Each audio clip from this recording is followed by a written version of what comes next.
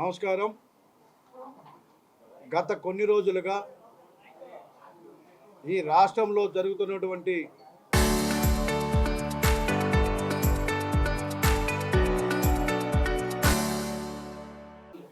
వివిధ పరిణామాల మీద జనసేన పార్టీ చెబుతూనే ఉంది. రాష్ట్రంలో వైఎస్ఆర్ కాంగ్రెస్ పార్టీ ఆధ్వర్యంలో మత ఘర్షణలు, కుల ఘర్షణలు పెట్టడానికి ప్రయత్నం జరుగుతూ ఉంది అని పదే పదే చెప్తూ ఉన్నాం. అది నిన్న విజయవాడలో జరిగినటువంటి రౌండ్ టేబుల్ సమావేశంలో పాల్గొన్న వ్యక్తుల్ని మాట్లాడినటువంటి విధానం చూస్తే ఖచ్చితంగా ఈ కుట్రలో మొదటి ముద్దాయి వైఎస్ఆర్ కాంగ్రెస్ పార్టీ అని స్పష్టంగా తెలుస్తూ ఉంది. భారతదేశం యొక్క సమగ్రత మీద, హిందూ మతం మీద, లేకపోతే వివిధ మతాల మీద, సనాతన ధర్మం మీద, మా ఉప ముఖ్యమంత్రి గారి మీద జరుగుతున్న దాడిలో మనం ఏదో రావణో, లేకపోతే శ్రావణో, లేకపోతే ఏదో ప్రకాశరాజు కాదు. ఇది తాడేపల్లి ప్యాలెస్ నుంచి జరుగుతున్నటువంటి కుట్ర అనే విషయం చాలా స్పష్టంగా నిన్న తెలిసిందనే విషయాన్ని కూడా మీకు తెలియజేస్తూ ఉన్నాం. ఆ రౌండ్ టేబుల్ సమావేశంలో పాల్గొన్న వ్యక్తులను చూస్తే చాలా క్లారిటీగా కూడా మనకి అది అర్థమవుతూ ఉంది. అంబటి రాంబాబు మాటలు విన్నారు మీరు. ఈ దేశంలో రావణుడు గెలవాలి, రావణుడే గెలుపు. భారతదేశంలో ఎప్పుడు కూడా అన్యాయం గెలవదు. మన చరిత్ర చెప్తూ ఉంది, శ్రీరాముడే గెలుస్తాడు, న్యాయమే గెలుస్తుంది, అన్యాయం ఎప్పుడు గెలవదన్న విషయాన్ని కూడా రాంబాబు గారు వైఎస్ఆర్ కాంగ్రెస్ పార్టీ గుర్తుపెట్టుకోవాలి. రావణుడు పాత్ర మీరు పోషిస్తున్నా రావణుడు గెలిచే పరిస్థితులు ఎప్పుడు కూడా రావన్న విషయం కూడా మీరు గుర్తుపెట్టుకోవాలన్న విషయాన్ని చాలా స్పష్టంగా తెలియజేస్తూ ఉన్నాం.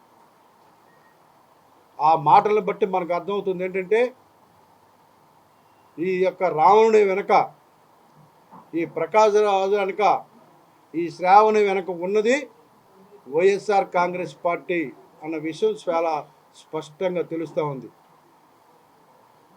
ఈ జగన్మోహన్ రెడ్డి కాస్త జాంబిరెడ్డిగా మారి జనాల మధ్యలో చిచ్చు పెట్టడానికి తయారయ్యారు అన్నట్టుగా చాలా క్లియర్గా తెలిసిపోతూ ఉంది. ఈ జాంబిరెడ్డికి ఒకటే చెప్తా ఉన్నాం, ప్రజలు నిన్ను ఎక్కడ కూర్చొని పెట్టారో అది మర్చిపోయి మీ ప్రవర్తన మళ్ళీ అలాగే ఉంది. నెక్స్ట్ 11 కాస్త ఒకటయ్యే పరిస్థితి తెచ్చుకోవద్దని చెప్పేసి తెలియజేస్తూ ఉన్నాం. ఇకపోతే మీరు నిన్న కొన్ని విషయాలు మీకు స్పష్టంగా తెలియాలి. ఏ యుద్ధం జరిగినా కూడా మనం యుద్ధంలో ధర్మమే గెలుస్తుంది తప్ప అధర్మం గెలిచిన పరిస్థితులు ఎప్పుడు కూడా లేవన్న విషయాన్ని కూడా మీకు తెలియజేస్తూ ఉన్నాం.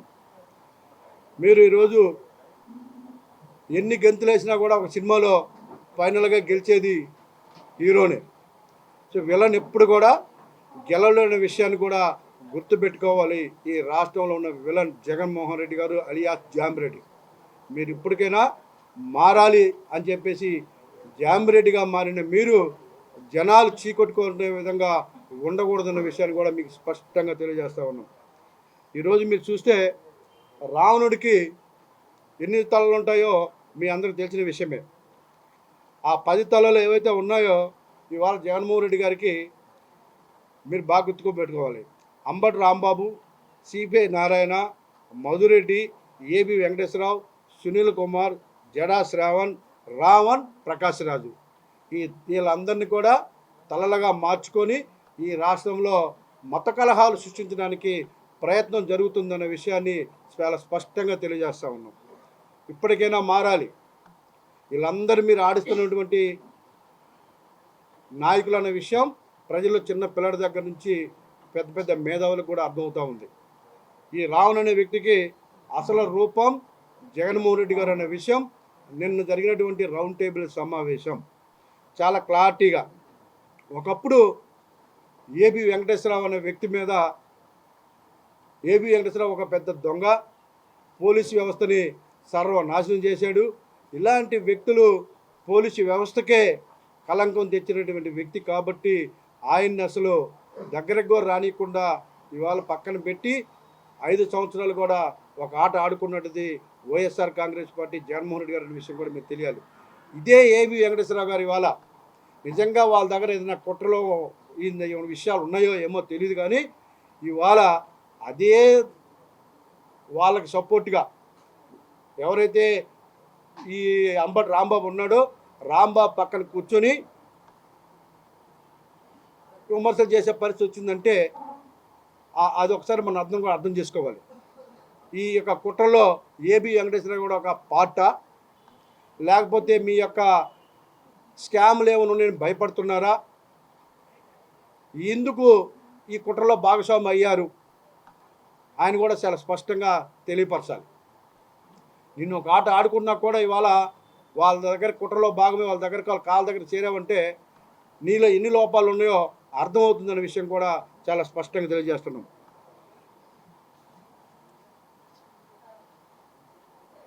రౌడీలకు అండగా ఉంటాం అని చెప్పేసి ఏబి వెంకటేశ్వరరావు గారు ముందే పెద్దగా అంబటరాంబు అరుస్తుంటే ఈయన చప్పట్లు కొడుతూ చూస్తూ ఉన్నాడు తప్ప కనీసం మాట్లాడిన పరిస్థితి ఉంది. సో ఇలాంటి దాన్ని మనం ఏ విధంగా అర్థం చేసుకోవాలి అంటే ఏబి వెంకటేశ్వరరావు పూర్తిగా వాళ్ళకి సరెండర్ అయ్యాడా, లేకపోతే కుట్రలో కూడా ఈ భాగస్వామి ఉన్నాడా, అసలు ఏంటి అనే విషయం కూడా ఏబి వెంకటేశ్వరరావు గారు చెప్పాలని మేము తెలియజేస్తూ ఉన్నాం. లేకపోతే లాలూచి పడ్డంతో పాటు ఆయన ఏమైనా విషయాలు బయట పెడతానే భయంతో ఇలా ఉన్నారా. ఇకపోతే ఒక పెద్ద ఆయన సిపిఐ లీడర్ నారాయణ ఒక ఆయన ఉన్నాడు. మరి ఆయన క్రుద్ధుడైనా కూడా ఆ నోటికి అడుపు అద్దు లేకుండా మాట్లాడే పరిస్థితులు ఉన్నాయి. మరి ఆ క్రుద్ధుడికి వయసు పెరిగినా కూడా జ్ఞానం ఇంకా రాల. ఆయనకి మెదడు మోకాళ్ళ నుంచి అరికాళ్ళలోకి వచ్చి ఆ మెదడు అక్కడ చితికిపోయినట్టుగా ఉంది. ఆ మెదడు చితికిపోయి పిచ్చిగా మాట్లాడుతూ ఉన్నాడు. బురదలో ఉన్నటువంటి పందిజోలికి ఎవరిని వెళ్తారా. సో నారాయణ కూడా అలాంటి వ్యక్తిగా మారారు. సో ఆ నోట్లో నోరు పెట్టడానికి ఎవరు కూడా ఇష్టపడరు. సో అలాంటి వ్యక్తి గురించి చాలా తక్కువ మాట్లాడుకుంటే మంచిది. సో ఆయనకి పూర్తిగా మెదడే పోయిందని చెప్పేసి నేను తెలియజేస్తూ ఉన్నా. ఈరోజు ఇంకా ఎన్నో కుట్రలు పడుతూ ఉన్నారు. ఈ రాష్ట్రంలో జరుగుతున్నటువంటి ప్రతి పరిణామం వెనుక కూడా వైఎస్ఆర్ కాంగ్రెస్ పార్టీ హస్తం ఉందన్న విషయాన్ని కూడా చాలా స్పష్టంగా తెలియజేస్తూ ఉన్నాం. ఇకపోతే ఈరోజు ఈ రాష్ట్రంలో జరుగుతున్న ప్రతి పరిణామం వెనుక, ప్రతి విషయం వెనక కూడా వైఎస్ఆర్ కాంగ్రెస్ పార్టీ ఉందన్న విషయం చాలా స్పష్టంగా తెలుస్తూ ఉంది. నేరపూర్తిమైన ఆలోచనలతో కుట్రలకు మద్దతుగా నిలబడినటువంటి ఏబి వెంకటేశ్వరరావు మీద ఎంక్వైరీ కూడా చేయాలని చెప్పేసి నేను డిమాండ్ చేస్తూ ఉన్నా. మరి ఈరోజు ఈ ప్రకాశ్ రాజు ఉన్నారు. ప్రకాశ్ రాజుని మీద కూడా ఈ మతాలను రెచ్చగొట్టి మరి కులాలకి మధ్య స్విచ్ పెట్టే ప్రయత్నం ఉన్నాడు కాబట్టి ఆయన్ని తెలుగు ఫిల్మ్ అసోసియేషన్ పూర్తిగా బ్యాన్ చేయాలి. ఈ ప్రాంతంలో యాక్టింగ్ కూడా చేయకుండా చర్యలు తీసుకోవాలని చెప్పేసి నేను కూడా డిమాండ్ చేస్తూ ఉన్నా. అలాంటి వ్యక్తులు దేశ సమగ్రతకు చాలా భంగం కలిగించేటువంటి పరిస్థితులు ఉన్నాయి కాబట్టి వాళ్ళు చాలా ప్రమాదకరమైన వ్యక్తులుగా భావించి ఏదైతే రావణ యొక్క రాసలీల దగ్గర నుంచి రావణ చేస్తున్నటువంటి ప్రతి ఒక్కటి వెలుగులోకి వస్తున్నాయి. దాని వెనక ఈ ప్రకాష్ రాజ్ కానీ లేకపోతే ఈ శ్రావణ్ కానీ వీళ్ళందరూ కూడా ఉన్నారా లేదా దాని మీద పూర్తి స్థాయిలో విషయాన్ని జరిపితే బయటకు వస్తాయి ఈ కుట్రలని కూడా తెలియజేస్తూ ఉన్నాం. ఏదైతే తాడేపల్లి ప్యాలెస్ నుంచి వీళ్ళకి ఫండింగ్ వెళ్తుందో ఎవరు నడిపిస్తున్నారు అని చెప్పేసి ఈ రాష్ట్ర ప్రజలకి చాలామందికి చాలా సందేహాలు ఉండేవి. ఇంకేమిటువంటి డౌట్ లేదు. ఈ కుట్రలు కానీ వీళ్ళ మధ్య వీళ్ళతో మాట్లాడిస్తుంది కానీ పవన్ కళ్యాణ్ గారి మీద అవాస్తవాలు మాట్లాడుతూ అవాకులు పేల్చడానికి కారణం కూడా ఈ జాంబిరెడ్డి కుట్ర అనే విషయాన్ని కూడా మీకు చాలా స్పష్టంగా తెలియజేస్తున్నాం. జాంబిరెడ్డి మీకు తెలియజేస్తున్నాం మీ టీం అందరికి కూడా ఈ రావణాసురులాగా వాళ్ళు పోషిస్తూ అన్ని తలలకి ఒకటే హెచ్చరికిస్తూ ఉన్నాం. నోరు మూచుకొని కూర్చోకుండా పిచ్చిగా మాట్లాడితే ఏ స్థాయిలో సమాధానం చెప్పాలో ఆ విధంగా కూడా స్పందిస్తామని కూడా మేము తెలియజేస్తున్నాం. మీరేదో భయపిస్తే భయపడడానికి మేమేమో చేతులు కట్టుకొని మూసుకొని కూర్చోడానికి చిన్నపిల్లలం కాదు. మీరు స్పందించే స్థాయి కంటే 10 రెట్లు ఎక్కువ స్థాయిలో స్పందించగలమన్న విషయాన్ని కూడా మీకు చాలా స్పష్టంగా తెలియజేస్తూ ఉన్నాం. నోటికి ఏవొస్తే మాట్లాడుతూ ఉన్నారు. ఈ యొక్క దేశం గురించి ఎంతోమంది త్యాగాలు చేస్తే ఇవాళ మత ఘర్షణల కోసం దీనికోసం మీరు చేసిన ప్రయత్నం ప్రజలందరూ కూడా గ్రహిస్తూ ఉన్నారు. రానున్న రోజుల్లో మిమ్మల్ని భూస్థాపితం చేయడం కన్ఫామ్ అనే విషయాన్ని కూడా చాలా స్పష్టంగా తెలియజేస్తూ ఉన్నాం. ఎవరైనా మాట్లాడే ముందు వెనుక ముందు చూసుకొని మాట్లాడాలి, లేకపోతే దానికి సమాధానం కూడా అలా ఉంటుందనే విషయాన్ని కూడా చాలా స్పష్టంగా తెలియజేస్తూ ఉన్నాం. ఇక జరగబోయే పరిణామాలు ఇక్కడ ఈ రాష్ట్రంలో వాళ్ళందరి మీద కానీ విచారణ జరిపితే ఖచ్చితంగా తిరిగి అది జాంబిరెడ్డి దగ్గరికి వస్తున్న విషయం కూడా నిన్న జరిగినటువంటి రౌండ్ టేబుల్ సమావేశమే దానికి నిదర్శనమైన విషయం కూడా తెలియజేసుకుంటూ, ఇప్పటికైనా తన బుద్ధి మార్చుకొని ఈ రాష్ట్ర ప్రయోజనం కోసం దేశ సమగ్రత కోసం ప్రయత్నం చేయాలి తప్ప ఇలాంటి మత ఘర్షణలకు కానీ ప్రయత్నం చేస్తే సహించి ఊరుకోదని చెప్పేసి కూటమి ప్రభుత్వం కూడా తెలియజేస్తూ ఉన్నాం. ఇలాంటి వ్యక్తులకి భయపడేటువంటి వ్యక్తి కదా పవన్ కళ్యాణ్ గారు. ఇవన్నీ చూసి రాటుదేలు ఉన్నటువంటి వ్యక్తి. మీరేదో ఊపితే ఊగిపోవడానికి, అరిస్తే పారిపోవడానికి పవన్ కళ్యాణ్ గారు సిద్ధంగా లేరు అనే విషయం కూడా మీరు గుర్తుపెట్టుకోవాలి. పవన్ కళ్యాణ్ గారి వెనక ఒక సైన్యం ఉందన్న విషయాన్ని కూడా మీరు గుర్తుపెట్టుకొని మాట్లాడే ప్రతి మాట కూడా ఆన్సర్ వస్తుందన్న విషయాన్ని కూడా మీరు గుర్తుపెట్టుకోవాలి అనే విషయం చాలా స్పష్టంగా తెలియజేస్తూ ఉన్నాం. Thank you. విశాఖపట్నం పోర్టుకు సంబంధించి నేను దాదాపుగా 10 సార్లు విజిట్ చేయడం జరిగింది. పొల్యూషన్కి సంబంధించిన నామ్స్ అన్నీ కూడా ప్రతి కంపెనీ కూడా పాటించాల్సిందే అని చెప్పడం జరిగింది. అటు పోర్టు అధికారులు కానీ ప్రైవేటు బెర్తలు తీసుకున్న వాళ్ళందరూ కూడా నామ్స్ పాటిస్తూ ఉన్నారు. కొన్ని సందర్భాల్లో కొంచెం గాలి ఎక్కువగా ఉన్నప్పుడు వెజల్స్ అవుతున్న టైంలో కొంత పొల్యూషన్ ఎక్కువగా వస్తుందన్న విషయాన్ని చైర్మన్ గారి దృష్టికి, డిప్యూటీ చైర్మన్ దృష్టికి తీసుకెళ్ళడం జరిగింది. వాళ్ళు కూడా కఠినమైనటువంటి చర్యలు తీసుకుంటామని చెప్పడం జరిగింది. ఎవరైతే నామ్స్ పాటించలేదో, ఏ కంపెనీ అయితే సిస్టమ్ ఫాలో అవ్వలేదో వాళ్ళ మీద ఖచ్చితంగా కఠినమైన చర్యలు తీసుకోమని చెప్పిన పొల్యూషన్ వారిని, అటు పోర్టు చైర్మన్ గారిని కూడా ఆదేశించడం జరిగింది. నేను ఇప్పటికి 4 సార్లు చెప్పాను. ఇంకొకసారి ఎక్కడ పొల్యూషన్ ఎక్కడి నుంచి వచ్చే అవకాశం ఉందో 2 చోట్ల మేజర్గా, ఒకటి వేదాంత, ఒకటి 2 ఆర్సెనల్ మెటల్, ఆ 2 కంపెనీల దగ్గర నుంచి పొల్యూషన్ ఎక్కువగా వస్తుందని చెప్పేసి ప్రజల నుంచి మాకు కొన్ని అర్జీలు కూడా రావడం జరిగింది. సో ఆ 2 మీద ఖచ్చితంగా మేము కూడా వెళ్ళి విజిట్ చేస్తాం. అలాగే కొంతమంది అధికారులను కూడా పంపించి అది తగ్గించడానికి ఏ విధమైనటువంటి చర్యలు తీసుకోవాలి, ఇంకా ఏమైనా పొల్యూషన్ నామ్స్ పాటించాలో వాటిని కూడా పాటించే విధంగా చేస్తామని స్పష్టంగా తెలియజేస్తున్నాం. అలాగే సిఎస్ఆర్ యాక్టివిటీకి సంబంధించి ఏదైతే కంపెనీ ఏ ప్రాంతంలో ఉంటుందో ఆ సోషల్ రెస్పాన్సిబిలిటీ అన్నది ప్రతి కంపెనీ కూడా తీసుకోవాలని ఆ కంపెనీ యాక్ట్లో ఉంటుంది. కాబట్టి సో ఈ ప్రాంతంలో ఉన్నటువంటి ఏవైతే ఉన్న కంపెనీలు ఉన్నాయో ఆ ప్రాంతంలోనే ఆ నిధులు ఖర్చు పెట్టాలి, ఎక్కువగా ఖర్చు పెట్టే విధంగా కూడా చర్యలు తీసుకుంటాం. ఆ విధంగా కాకుండా, ఆ ప్రాంత ప్రజలకు కాకుండా బయటికి ఎక్కడెక్కడ వెళ్ళి ఏదైనా లెక్కలు చూపిస్తే దాని వాళ్ళ మీద కూడా కఠినమైన చర్యలు తీసుకోమని చెప్పేసి కలెక్టర్ గారికి చెప్పడం జరిగింది. కలెక్టర్ గారు సిఎస్ఆర్ నిధులు ఏ కంపెనీ ఎక్కడ ఎంత ఖర్చు పెట్టారు అని కూడా లిస్ట్ తీసుకుంటా ఉన్నారు. దాన్ని కూడా పరిశీలిస్తామని తెలియజేస్తాం.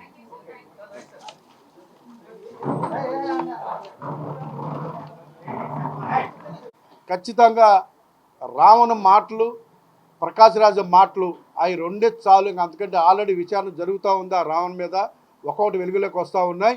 వాళ్ళ మాటలే వాళ్ళ వెనక్కున్నది ఎవరో చాలా స్పష్టంగా తెలియడానికి నేను మీరు అందరూ కూడా చూశారు. అది ఒకటే నిదర్శనం తెలియజేస్తుంది.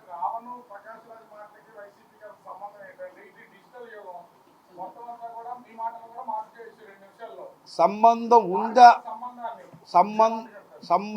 ఉందా లేదా, వాళ్ళకి ఏ స్థాయిలో మద్దతు పలుకుతున్నారు, ఏ విధంగా ఉన్నారో మీరు ఆ రౌండ్ టేబుల్ కానీ తీస్తే చాలా స్పష్టంగా వైసీపీ నాయకులు అందరూ కూడా రావణుడికి మద్దతు పలుకుతూ ఉన్నారు. అంబర్ రాంబాబు మాటలు వింటే మీరు ఈ ప్రశ్న వేరు. రావణుడే గెలుస్తాడు అని చెప్పేసి హిందూ ధర్మం మీద ఎలాంటి వ్యాఖ్యలు చేశారు, రాముడి మీద ఎలాంటి వ్యాఖ్యలు చేశారో మీరు అందరూ కూడా చూశారు.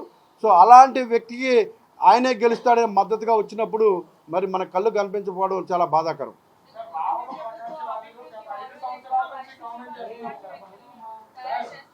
ఎప్పుడు కూడా కూటమి ప్రభుత్వాన్ని భుజాన్ని వేసుకొని ఎప్పుడు ఏవి వెంకటేశ్వరరావు మాట్లాడలేదన్న విషయాన్ని చాలా స్పష్టంగా తెలియజేస్తున్నాను. మీరు ఒక్కసారి చెక్ చేసుకోండి.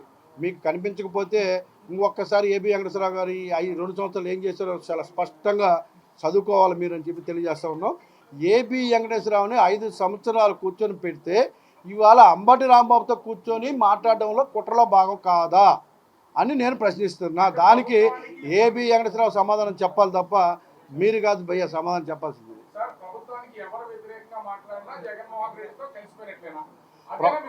ప్రభుత్వానికి ఎవరు మాట్లాడినా అనలేదు. జగన్మోహన్ రెడ్డి గారు మాట ఏబి వెంకటేశ్వరరావు గురించి మాట్లాడుతున్నాను. నేను అందరి గురించి మాట్లాడలేదు. ఏబి వెంకటేశ్వరరావు గురించి మాట్లాడుతున్నాను. నిన్నటి దాకా ఏబి వెంకటేశ్వరరావు ఏం మాట్లాడాడు, ఇవాళ వాళ్ళతో కూర్చోవడానికి గల కారణం ఏంటి, అది నేను మాట్లాడుతుంది.